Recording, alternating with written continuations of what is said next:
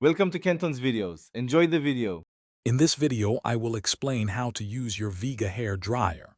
First, always ensure your hands are completely dry before handling any electrical appliance.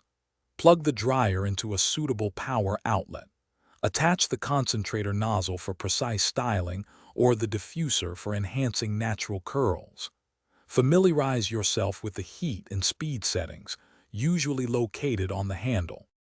Understanding your dryer's heat and speed settings is crucial for healthy hair.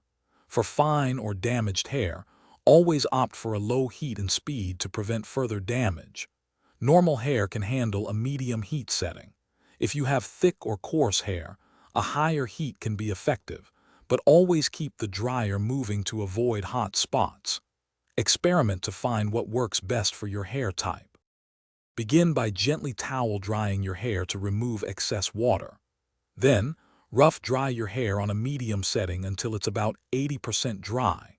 This reduces overall drying time.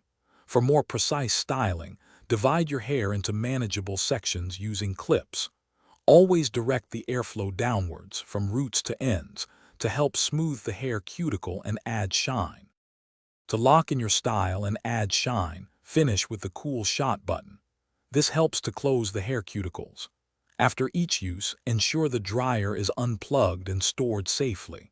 Remember to regularly clean the air filter, typically found at the back, to maintain powerful airflow and extend your dryer's lifespan. For more great tips and deals, including a fantastic book on personal finance, check the description below. Thanks for watching. Consider subscribing if we helped you.